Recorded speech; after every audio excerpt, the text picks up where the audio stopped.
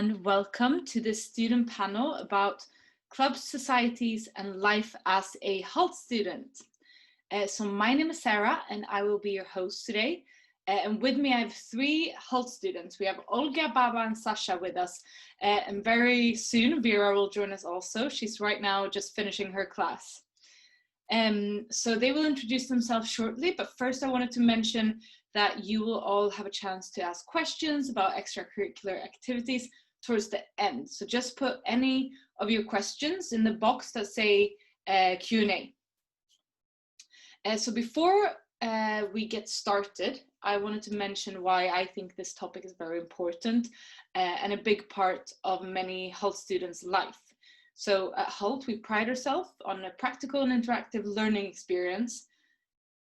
And because of that, the teaching is very hands-on. Students are really encouraged to apply what they learn outside of their classroom in any way they can.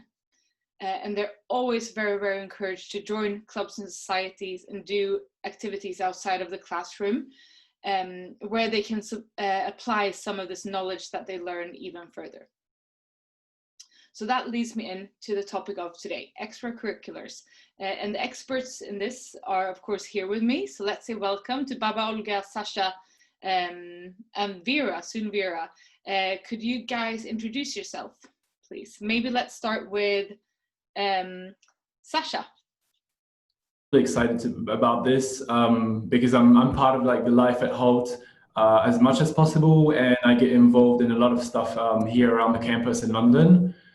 So just to let you know, guys, I'm from HSA, which is the HALT Student Association, and we sort of organize, events around campus.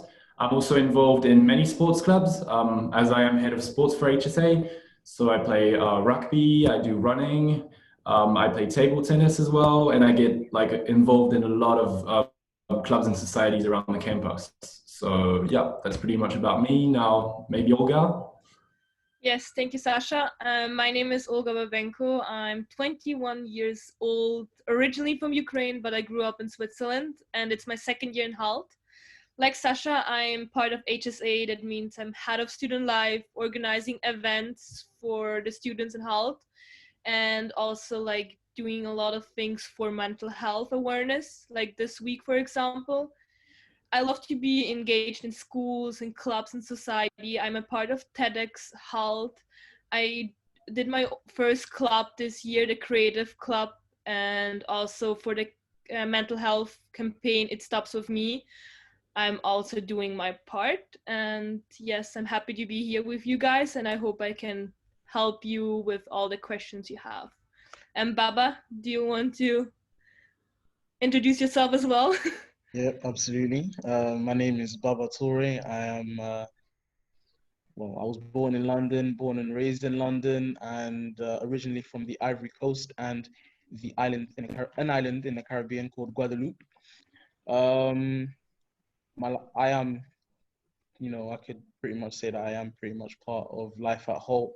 As part of the HSA, like Olga and Sasha, my role in the HSA is as head of academics. So, anything in regards to academics, just come and ask me. Furthermore, I'm also part of the African Business and Culture Society as the Vice President of Finance, and part of the HALT Table Tennis Club as the Vice President of that club. I'm pretty good at table tennis, I would say. So yeah, thank you very much for everyone for being here, and I hope to answer your questions. Nice. Thank you guys for introducing yourself. I can also see, I just wanted to mention, we have so many people from everywhere listening in. New Jersey, London, Czech Republic, Lebanon, Spain, Italy, France, Kenya, China, Macau, Montenegro, from everywhere. So it's basically like a whole classroom, and that's really, really nice to see. So all of you students, you have now mentioned that you are a part of the HSA, which stands for the HALT Student Association.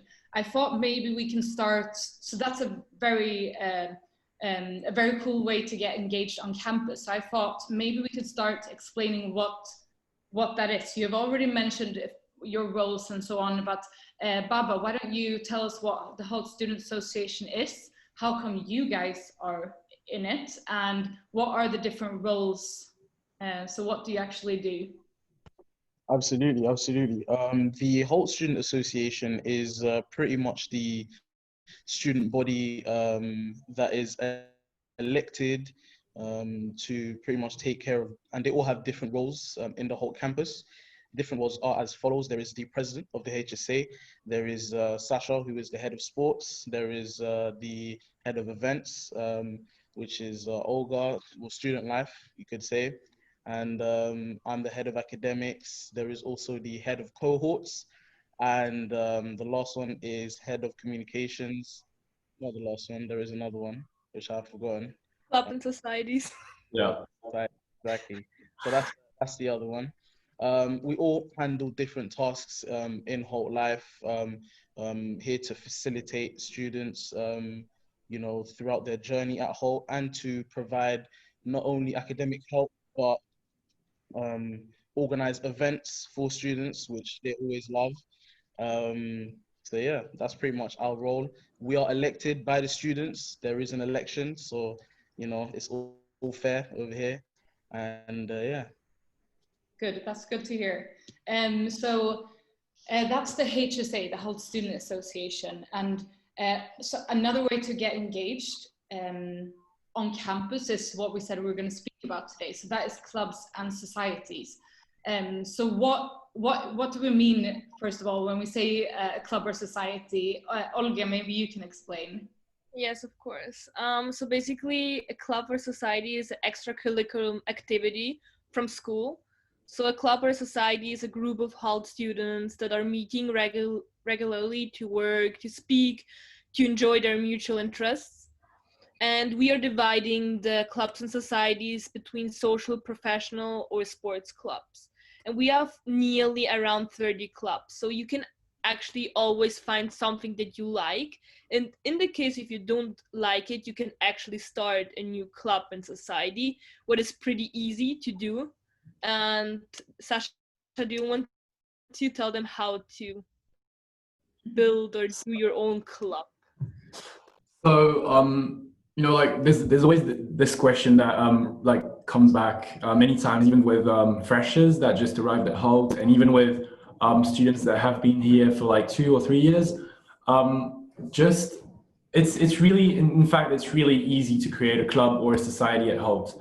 And everyone gets the chance to create something. So if you have a passion, if you have a hobby, if you have something that you're interested in that you want to share with other people and show other people that you have interest for, it's really easy. You just have to basically go, maybe look for us or the head of student life or head of clubs and societies, ask them about it, talk to them, maybe, ask them if it's a good idea, ask them if something can be made about that. And then you just have to fill a form with the student services. And if you have people involved, and then it's just basically you're the one, being here, and you're managing the club and you're making things happening. So it's super easy, and it gives everyone a chance, to do what they love and manage it and get people involved and enjoy the time, because obviously clubs and societies are just extra stuff, bonus. So it's here. Everyone has the chance to do it, so why not? And if I could add something here, like to say, like Holt is really like supporting clubs and societies. That means you can use the Holt facilities, like the school or like the surroundings, as well as you get the budget, depending on your club. So Olga, you said initially in your introduction that you this semester you're starting a club. Yeah. I don't know if any of or if Sasha or Baba have done that also, but maybe you can tell us about that process and how like your experience. How it works. Yeah. So basically what I was missing like last year was something like creative. Like I love to draw, and nothing really happened. We had a fashion club, but I wanted to do like something with painting. So I was speaking to my friends, and I actually found 3 of my friends that had like the same passion, and they actually wanted to do it as well. And that's why we got the board together. So in order to open a club, you need at least 3 people that are interested as well, so that you can actually open a club. So we talked to student services, we explained it, what we wanted to do, how it looks like, what our goals are, how many times we're gonna meet in a week. We filled the entire form, and this was it actually. We had, and the next steps were like, we did a group chat, we put QR codes around the campus, we spoke to people about our idea. We had also a clubs and society fair in school, where we had this possibility to like present our club and to promote our club and get our members together. And right now we have around 30 people, and our first workshop will be this Saturday already. That's quite a lot. So I know also that all the new students, the incoming class that started now this year in September, well, they started just a month ago. So have they been able to get involved at all yet? I don't know who's going to jump. If I can jump in that one.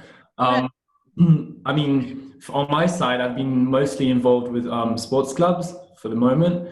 But as soon as I arrived in London in end of August, I started already, recreating this sense of team in the team sports that have been included. And for example, at the moment, I'm president of the Holt Running Club, and I got not only, like students that arrived last year, but also like a lot of freshers and a lot of people coming this year to start and get in the running club. And like currently we have around 20 to 25 people who join the club, like officially. And then we have, every training we're starting more and more to have people involved, and around, like 10 casual runners every week. So it's pretty good. Cool. So you've had this fair for everyone. We have had the fair, and people have had the opportunity to join if they want, obviously. And then events are starting to. Fair or a face-to-face fair? It was online. It was online. This year was online. Yeah. Cool. I also see that we have Vera with us now, finishing her class. Hi, Vera. Welcome. Would you like to introduce yourself to everyone? Sure. Thank you, Sarah. Hi, everyone. Sorry that I'm a tiny bit late. I just finished class and came running. But it's very nice to be with you all. So yeah, my name is Vera Ortega, and I am from the Dominican Republic. And this is unfortunately my 4th and final year at Holt. So the end is near, but it's been quite the experience. And honestly, it's just been a lot of fun. And on a big part I was just remembering was joining these clubs. In every single club fair, you realize that a new club has opened up, and new people came into campus the previous year who want to start new things as well. So I always make sure to go, even if I've been here for quite some time and I might know some of the clubs, because there's always something new around the corner. But it's definitely one of the biggest highlights of Holt, I would say.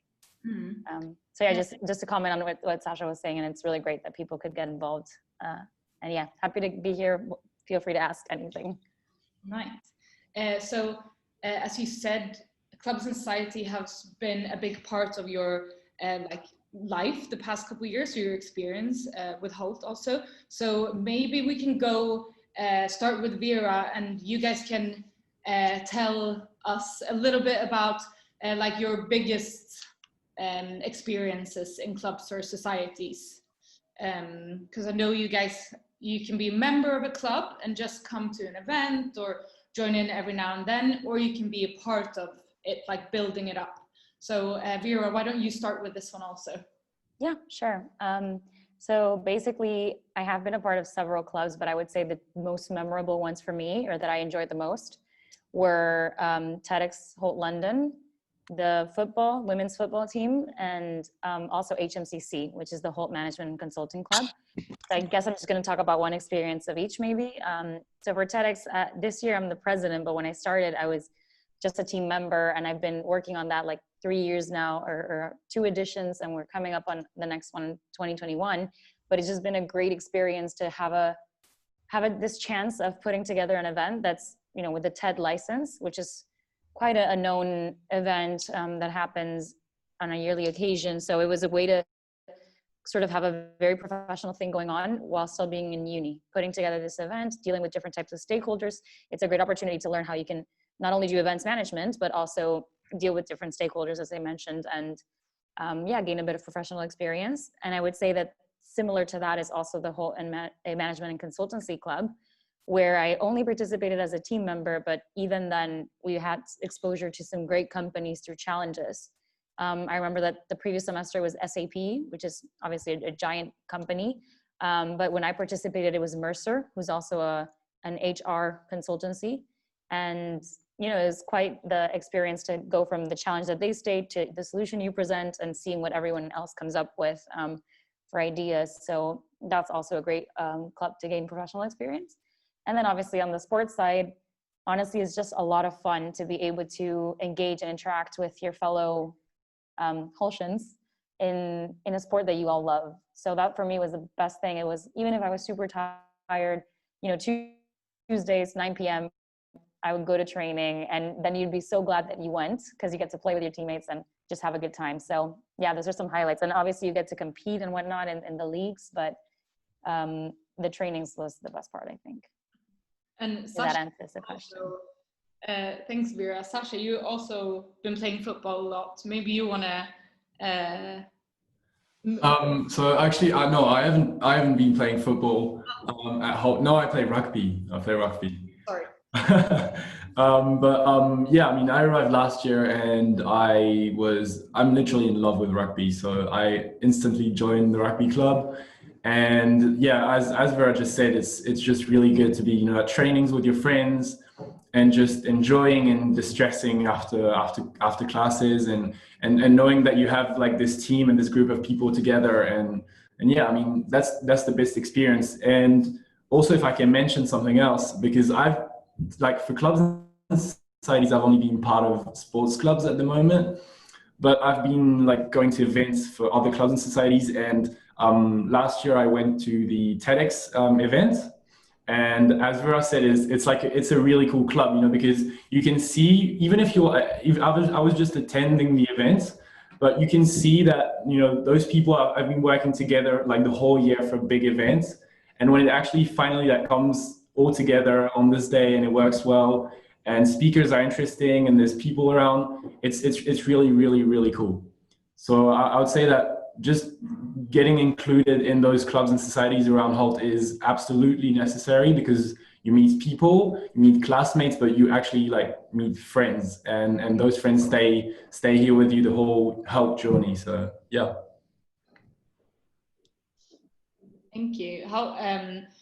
Vera, maybe you want to, I know you guys have the website, I think, for the TEDx. Maybe you want to post it to all attendees, everyone listening in, so they can see a little bit more what you're speaking about if they're interested in it. Yeah, sure. I'll share it on the chat. Thank you. Cool. Olga, how about you? Yes. Biggest club moments? So basically in last year when we had the clubs fair, it was so overwhelming with so many clubs and so many peoples, and everyone had good ideas. Like I remember, there was a chocolate club, a fashion club, all the sports clubs, all the different societies. And so I decided to just try a lot of clubs or societies as a member. So I was in the investment club as a member. I was in the fashion creative club as a member. I was joining events for the chocolate society. I was really enjoying Extravaganza. That's a club for parties and night outs and traveling. But yeah, I hope this is gonna be better the next semester, as well as the social entrepreneur society. So with them, they helped me with getting prepared for the Halt Prize, and they had really good guest speakers as well. And then this year I decided to actually start a club and become a real part of clubs. For example, this year I started as well for TEDx Halt. So yeah. Cool, nice. And I see that Vera's just posted the link there in case anyone is interested to check it out. Baba, moving on to you. Yeah, so the question was my experience, right? Experiencing. Yeah, so like you guys obviously have been a part of you've been a part of lots of different things, but what are your like biggest experiences? Biggest experience, that's a big question, first of all. There are a lot of experiences at Holt, especially when it comes to clubs. I would say that personally, there is a club called the Extravaganza Club at Holt, and they specialize in um, having a good time, parties, etc. I would say that that would they organized one party at can anyone help me out? Does anyone know the venue where they did it? Cirque. A lot of venues, a lot of Café de venues. Paris. Yeah, Ballroom. Café de Paris in central London. That was one of the greatest well, you could say events because it was organized by a student-led club. Also, I would say the Bounce Club. So previously, the Holt Table Tennis Club was known as the Bounce Club. It was more of like a social club where they just used to have one-off events.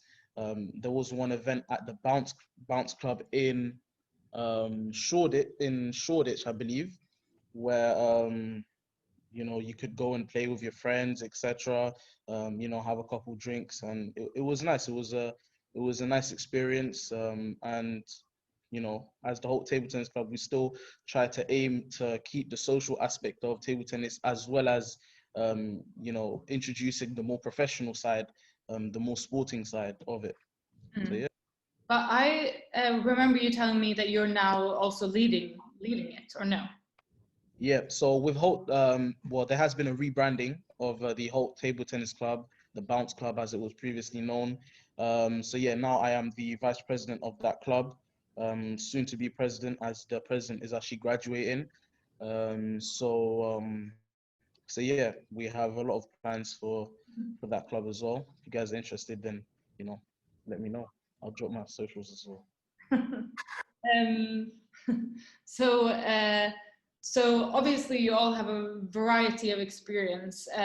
I thought for people listening in who are interested in a lot of things also probably, maybe we can just list because we have sports clubs, we have social clubs, and we have professional clubs. Those are like the three main categories.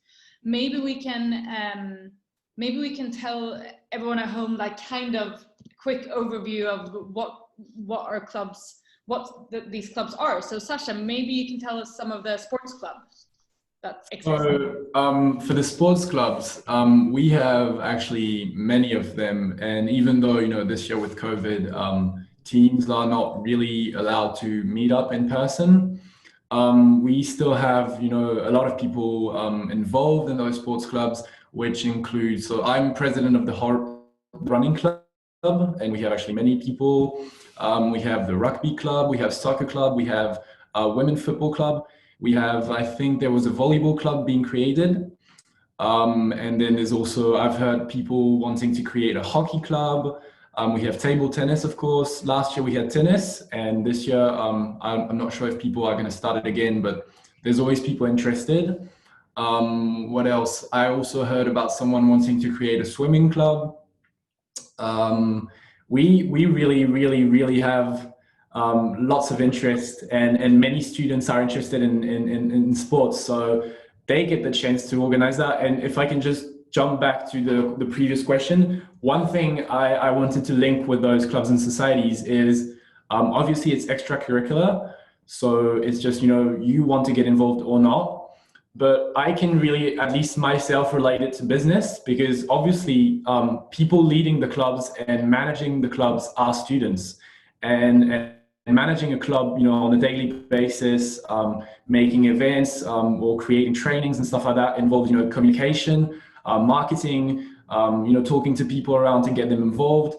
for the TEDx clubs and more professional clubs, obviously behind this, there's a lot of financial stuff. There's marketing, there's management. They have bigger teams, a lot of people to manage. They have venue to secure. They have all this stuff that you can relate to the business world and that we are learning at Holt. So clubs are not only just enjoying and fun, because it actually helps us get experience, get professional experience sometimes. And even if you're in a sports club, you're actually working in a team, and you're with people, and you have to live around with people. So that's something we can link to business and studying business actually. Yeah, that's. If I can, Sarah, go ahead, Vera. Yeah, I just completely agree with Sasha, first of all. So there's a lot of transferable skills that people will look for based on what you did in your extracurriculars. And that doesn't just go for professional clubs, as he said, like even being able to say, I was part of a team, I did this or that to manage the football club and to push this further, and our team managed to achieve this or that. Like, it's all about how you present it, really. But I think maybe to bring it back to Sarah's question and continue to provide like other examples of how, because I myself maybe know more professional clubs, and Sasha's already been through the sports clubs, but we do have on the different majors, I would say, of Holt. So I mentioned Holt Management and Consultancy Club, but there's also Holt Strategic Consultancy, and that's, I think, the first like student company that Holt has created, or rather Holt students have created, but for and within Holt, where they actually have real clients that are paying for their service as consultants based on their experience with management and whatnot. So that's quite interesting to me. I don't partake, but I find it really, really interesting. I do have a lot of friends that do partake in it. But there's also, for those who like finance, there's a trading society, or for those who like law, there's a law society. For those who are more into, I think there's a applied math society, which is, applying mathematics to finance. And there's a lot of these other clubs that, or the entrepreneurship, well, that's more HFL, Holt Founders Lab, but all of each of these clubs that focus on a different area or major, let's say, will bring in speakers as well to talk about topics that might be relevant to their club members, but also for them to have opportunity to network.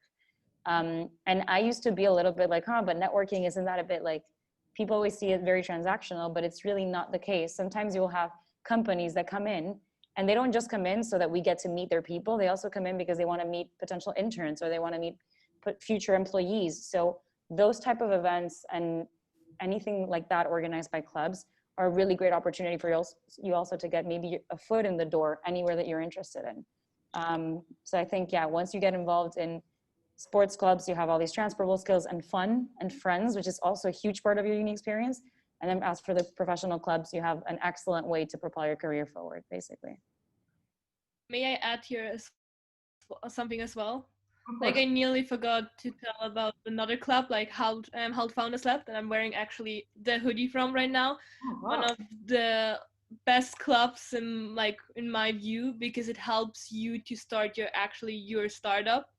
So me as a fresher last year, I got the chance to start a startup with all the support of professionals and from different from different companies, and I had to pitch my company to different people, even live to thousands of people, and we got support from Holt as well at the end.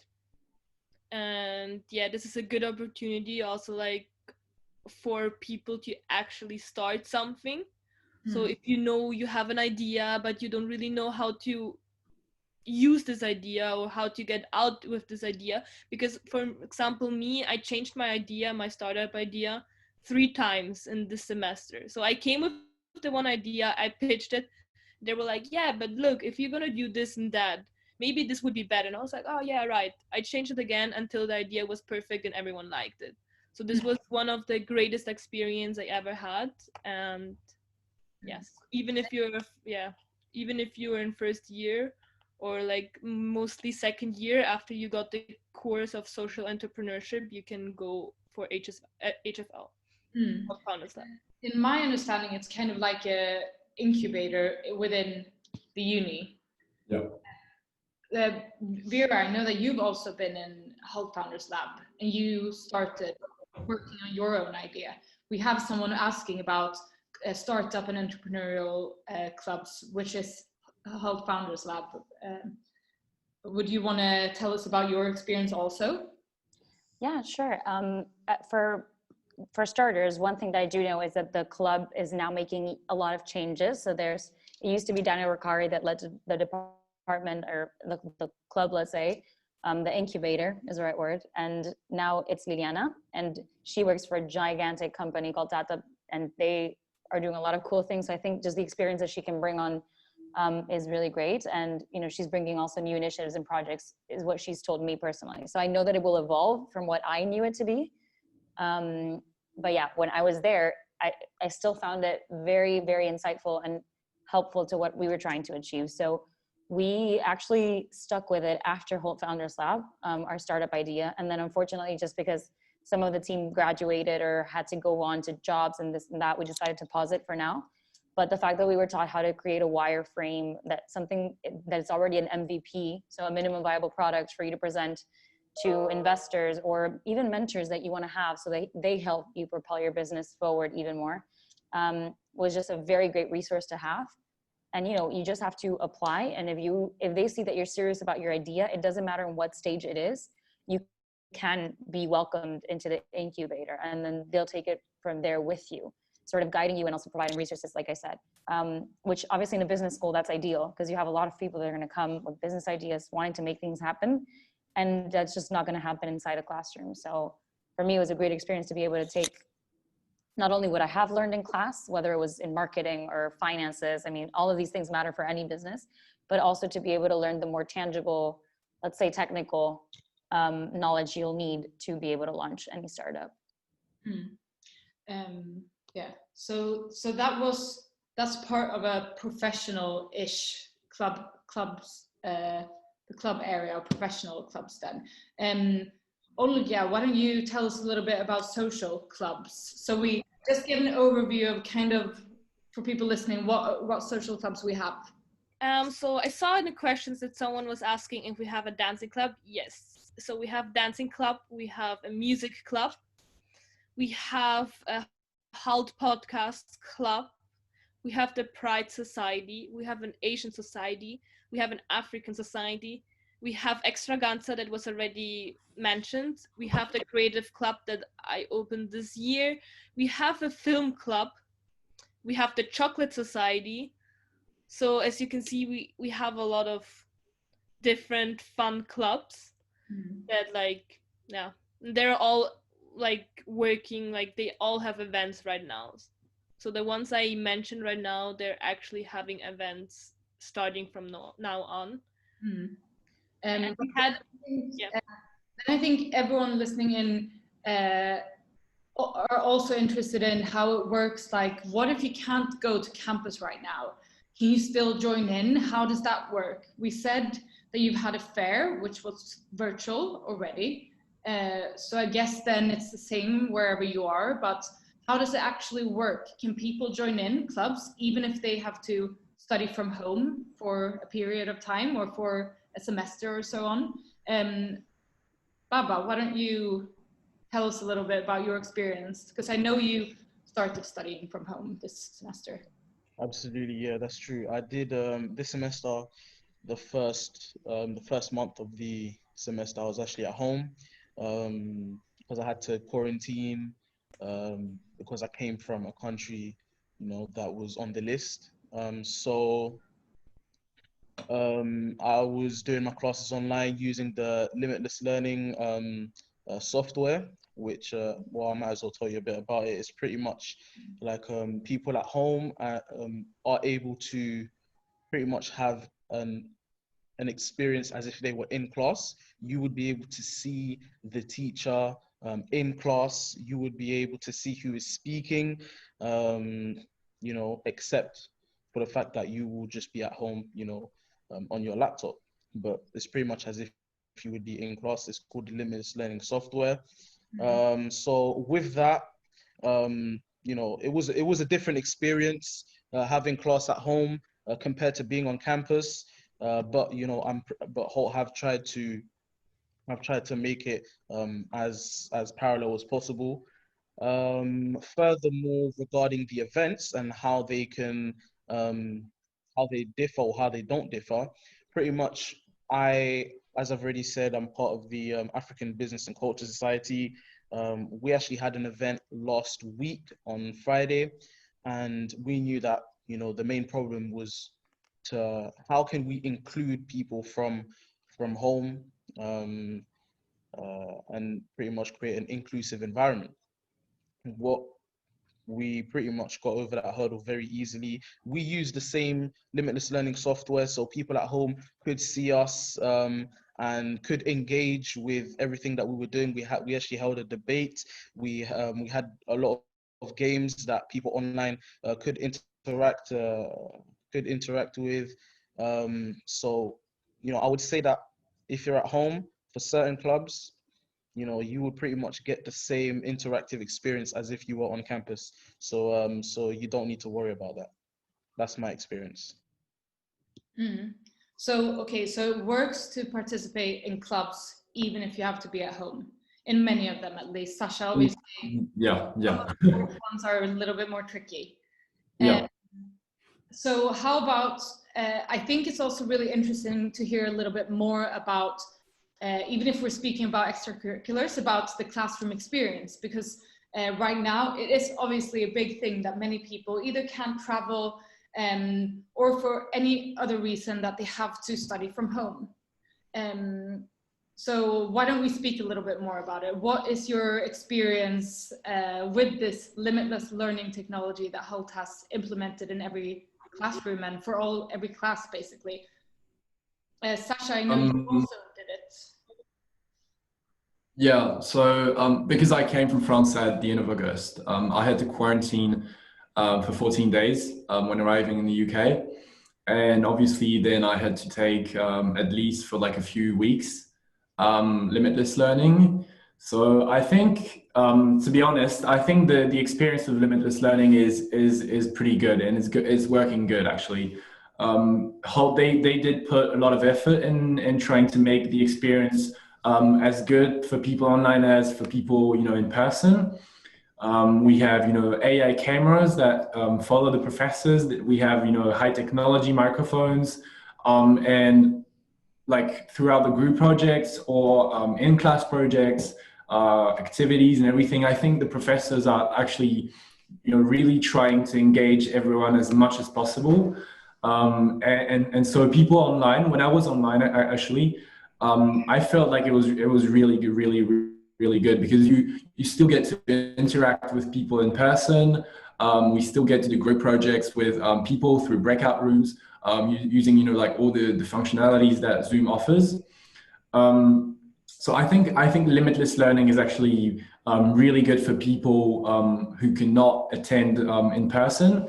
Obviously, from my point of view, and since I've been here already for a year and I've made friends and stuff like that, I'm really glad to be able to be back on campus, to see people, see my friends and hang out with them. But obviously, like for people who don't have the choice or who cannot join right now, I think limitless learning is actually a pretty good solution. And I think Halt is really succeeding with this option. Yeah.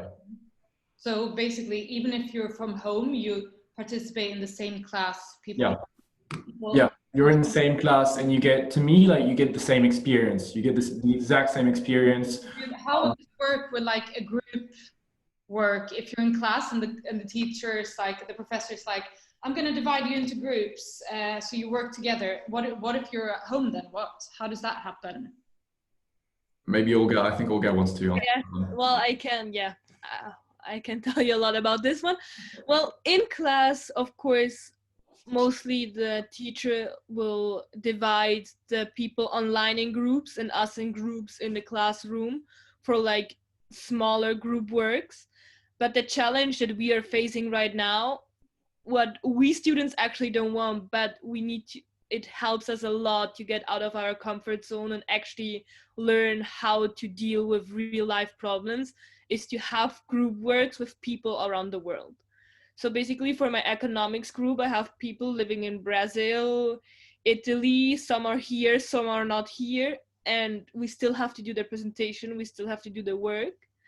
And I think that's a really good point, because it could happen to us in an internship or in a work place, and we just have to learn to deal with it and to do the best out of it. And at the same time, we still get to know people from around the world and still keep in touch, and like involve the people that are not able to be here can still be like involved in everything and still keep in touch with the people that are actually here in London. I think that's a good point, what you just said that even if someone you're very likely to work in an international company soon, within a few years, and that's what the reality will look like. So in that way, it's kind of good that you're getting that practice in now. Yeah. Does anyone else, Vera or Baba, you told us a little bit about your experience. Vera, you've been on campus since the start of the semester, I understand. How do you find it with limitless learning? So I did have for like 2-week period there also limitless learning. And obviously we all had Zoom for half of the semester. When things first broke out in Europe, all classes were taken immediately to Zoom. So I think that there, it was uniform in the sense that everyone was on Zoom. And I was very, very curious how it was going to be with limitless learning, having some people in Zoom and some people online. You would think that it's unnatural or that it can't be so seamless and so smooth. But I think with all the installations of the equipment that they did, the mics on every single classroom so that people at home can hear us as if they were sitting right next to us, but we can also hear them when they speak, through the speakers. The teacher can call out people raising hands online or people raising hands offline, so in the classroom. So really it's not a problem at all. There's no kind of interruptions or anything like that. And I think it's quite great that you get to have the choice. I personally prefer presential classes, so I got to come. Other people might feel safer or might feel more comfortable from home, or they want to stay with their families and they can do it from Zoom. So having that freedom is a silver lining, you could say.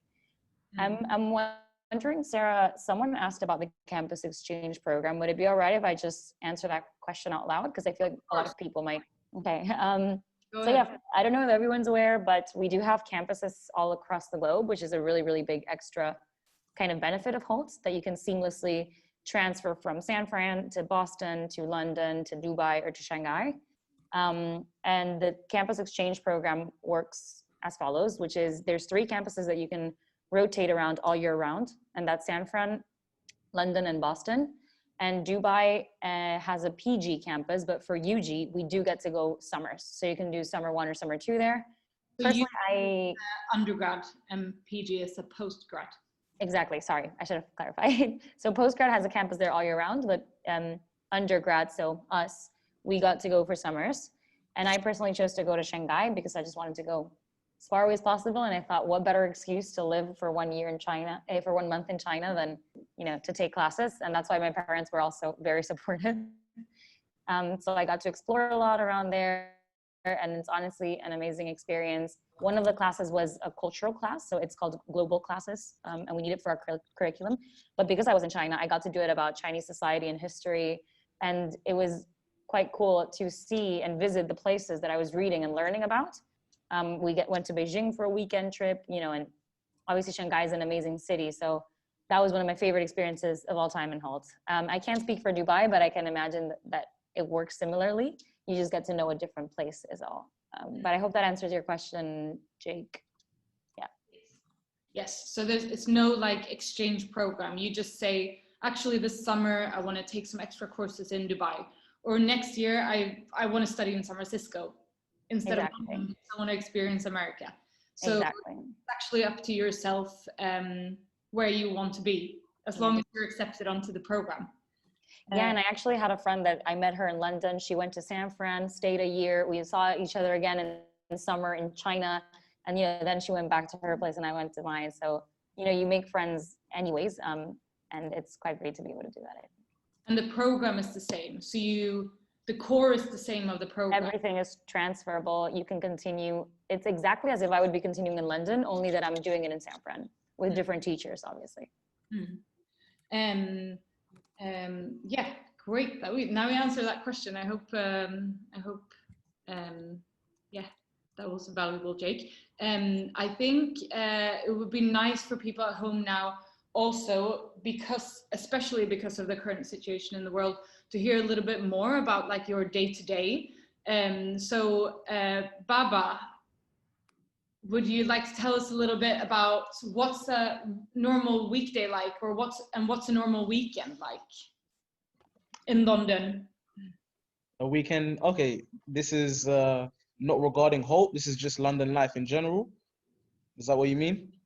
Your life, like what would you do on a weekend? I know obviously you're all the other students, they have moved to London for studying, but you live in London, so maybe your life is different. Yeah. What is a normal day like on a Saturday or on a Sunday? Okay, well, a Saturday, that's a good question, to be honest. I would say it varies for many Saturdays. At the moment, I am currently working. So I do have a part-time job alongside university. So, normal Saturday would be, wake up around, 7 a.m., get ready, etc., get to work. And after that, relax a bit and probably start on a couple of uni assignments, to be honest. Sunday is pretty much the day where everything is relaxed. You do also have to start organizing for your group projects. You might also have meetings, whether they are after class, if you decide to do that, or you can do them on the weekends. It depends on everyone's schedule. But in regards to, weekends, they are very fluid. I would say personally, they're very fluid for me. They always change. You never know what might come up the next week, but you always just need to be prepared, to be honest. Just try and be organized, I would say, as a student, as that's the main thing. And being organized is always good, I would say. There's no harm in that. Okay. Yeah. So Sasha, what's a normal weekday like, and what's a normal weekend like in general? For me, for like the actual classes at Holt, take, for example, well, I mean, for my schedule this year, I pretty much have class on Monday from 8:30 until 2. Then I don't have anything in the afternoon, but I usually get to train, either with the Holt Running Club or either like, have meetings with my classmates, group projects going on, stuff like that. So it's actually, my day is filled, it's not, I have nothing to do after that. Then on Tuesdays, I don't have anything in the morning, but I usually have meetings or stuff like that going on as well. So yeah, and then I have classes in the afternoon. Then I've got my day off on Wednesdays, like today. And then it starts again with Thursday, like the Monday, and Friday, like the Tuesday. So, but to be honest, even though I have class only in the mornings or the afternoons, stuff gets like filled really, really much as soon as you get involved in clubs and societies, or you get assignments. You get group projects and everything. You're not getting lazy or bored. Actually, you have stuff to complete and stuff to do. So days are running, and you never get tired of things happening. And then in the weekends, obviously that's when you get to take some time off. Maybe go out with your friends. I do that usually on Friday nights and Saturday nights. No, actually more on Saturday nights, because Saturday morning I've got the running club going on, so I can't really go out on Friday night. But yeah, I mean, weekends are also pretty much filled up if you get involved in sports clubs or professional clubs, or even just with assignments, work, homework, and stuff like that. So yeah, time flies when you get involved in a lot of stuff. Olga, why don't you tell us about a typical day? My typical day is mostly quite loaded with meetings and classes. But I love to go for a walk in London, since we are still quite central. I love to go in the morning to the Tower Bridge or to Spitalfields Old Market, as well as going to museums, since they're free in London, like for example Tate, the Modern Art Museum. And as well, like clubs and societies or meeting friends. We have a lot of nice coffee or brunch places, dinner places around the school. And yes, yeah, so I'm up from morning till night, and I always have something to do. Weekends also, no relaxing. Yes, well, weekends more relaxing, of course. um Depends on the weekends what we did. We went to Brighton. We are visiting the places next to London because the public services are really like easy to use and quite cheap and student friendly. So that's what you're doing as well. And of course, I mean, London, that's a city that never sleeps. So you will find the best pubs and restaurants and night activities and other activities. So you will be never tired. Like I have a to-do list that I did, and when I came to London, and I'm not even half through. And I'm really trying to see everything and do as much as I can. So it's There's a really lot to like you see. will never be bored in London. No, there's a lot to see, and it never stops because new things keep Ever. coming up, right? Yeah, even with Corona, not even then. Yeah. So Yeah, there's still stuff to do non-stop. Vera, do you want to tell us about life, typical day like? Yeah, sure. I mean, it's pretty much similar to what the rest have said. I guess when we say meetings, though, we each mean our independent like clubs that we're partaking in. But I agree with Sasha in that, you know, at first I thought like, 5 courses. That doesn't sound like so much. And in high school, I used to take, I think, like 13 per semester or something like that. But it's like not the same whatsoever. You know, when you're in high school, you do the work there and you might have a few homeworks in some subjects and then that's about it, right? But here, I mean, if Dean Rona would be here, you know, I can actually quote him on this. He would say like, yeah, we expect you to do 40%, 30% of the work in class and then the rest in alone, like studying on your own, doing readings on your own, assignments on your own, or group projects on your own time. So then suddenly you look at your schedule and you're like, it's packed. I have group project meetings, I have TEDx meetings, I have football training, I have all these different activities. And honestly, I wouldn't have it any other way. I'm the type of person that likes to keep busy and I really enjoyed that as well. But one big point that Olga mentioned, and I couldn't agree more, is that these are amazing cities that the campuses are on. Like if you don't end up coming to London, or if you do, London is amazing, but so is San Fran, Boston as well, big university city, for example.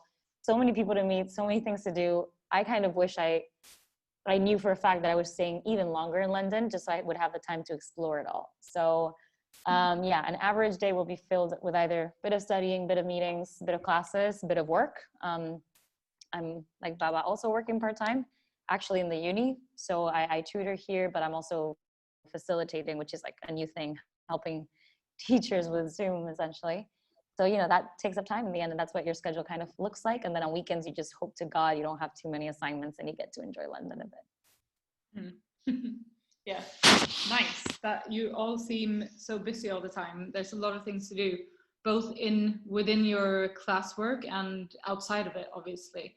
And as you guys mentioned earlier, and as I said in the beginning, is that a lot of what you do in class you can apply on your extracurriculars, which is one of the major benefits to do extracurriculars, obviously, or be involved in clubs, societies, Halt Founders Lab, all the different things you guys are involved in. But do you think there's other benefits to getting involved? You have mentioned some of them throughout, but I just thought we would summarize before finishing up. I mean, absolutely. Number one, I would say would be meeting people that you have never met before, and it's not just in terms of having a quick chat, although that is always welcome. It's also in terms of actually working with them, getting to see how perceive how different people work, because not everyone comes from the same background, comes from the same place. So, and that's one of the most beautiful things at whole, especially in clubs. You get to know so much more about different people. You get to, I would say, your perspective on a lot of things in general in life expands so much, and I would say that is one of the things that I have experienced to to the fullest at home. Cool. Yeah, if I can just actually add right after, because I fully agree. It's not only the fact that you can say I've been in a classroom with probably like 10, 15 nationalities around me, but also I've had the chance to work with these people both in the classroom and outside of it. And that's something that, I mean, you hear it all the time. Companies are looking for diversity, and if you can't adapt to a dynamic and culturally diverse team, you know, it's going to be quite hard for you to maybe find a work in a multinational company, so to speak. Like, it's something that is such a valuable trait, I would say. Plus, it's just a lot of fun. It's places you've never heard of, languages you never heard of, music you never heard before. And we used to do this global village thing, which this year couldn't happen because of COVID, but everyone would bring food from their own country, and we would take turns playing our music and just share that cultural experience with each other. And that was honestly just, it was beautiful to see. But one thing that I would add, aside from that, would be just the opportunity to explore your interests. I don't think you will have another chance after uni, let's say like this one, to be able to say, you know what, I'm not sure if I'm into this, but I'm going to go to this club, see what they do, see if I like it. And that's actually how I got to learn about consultancy, which I'm now considering as a potential career. I was not before I arrived or joined the club, but it's also a chance to just explore other passions. Like, I always left music aside. Sure, I like to listen to it, but I went to a couple of the music club's sessions, and the way that they jammed together, it was just a very enjoyable thing. And I was like, okay, maybe I do want to explore music further, just as a personal interest. So opportunities like that, you probably won't get them as much as accessible after uni. And I think that's one of the best benefits of using your time wisely here to explore those. Cool. Anything you guys would want to add, Sasha, Olga, before we finish up? And I know you all have to go to yeah. I would probably just say that in the end, for me, like the big thing and the big fear I had before coming to university, because I came straight away from high school, and I know that's a fear for a lot of people, is, you know, you're coming to this big city. I mean, for me, it was London. You're coming to this big city, you don't know anyone. You're arriving to, you know, like a business school. It's finally university, college, you know, and you have a lot of expectations and you have a lot of things that you fear. And for me, clubs and societies were really like the big thing that helped me, you know, making friends and getting confident with myself and confident around other people. And it's just so good because you meet people from all around the world. I'm French, but I've got friends from literally everywhere, you know, like Ukraine, as Olga, Baba. You know, I have Mexican friends, I've got Norwegian friends. And it's so good because you mix with those cultures and you learn about themselves, and you learn about yourself and how you act around those people and how you interact with them. And it's just, you know, going to those clubs and societies and joining those activities, they make you learn a lot about other people. And that's really, really good for business also, because you're going to be, you know, part of teams and part of stuff that will not especially be your origin. And I think like the overall experience of Holt being like, you know, this international school is amazing. Is amazing. And that's really something you should take advantage of, and not stay, you know, with people from the same country as you, and really try to mix with other people. That's like the big thing I think I would recall, like, from my experience for now, and the big advice I would give to everyone who wants to attend the school. Cool. Thank you very much, Sasha. And I think actually, unfortunately, our time is up. I hope everyone at home has learned a little bit more of what it's like to be a Holt student. You can, of course, participate, as they all said, even if you cannot come to campus. These guys are on campus right now, but yeah, I hope you've learned a little bit. I see that Sasha and Vera, if you look in the comments, they put their social media handle there in case you guys want to ask more questions. But you, of course, always have your enrollment advisors also that you should ask questions. Yeah. But thank you very much, Sasha, Olga, Vera, Baba. It was a pleasure to speak to you today. Thank you very much for having us here. It was a pleasure. Thank you so much, everyone listening in. Bye.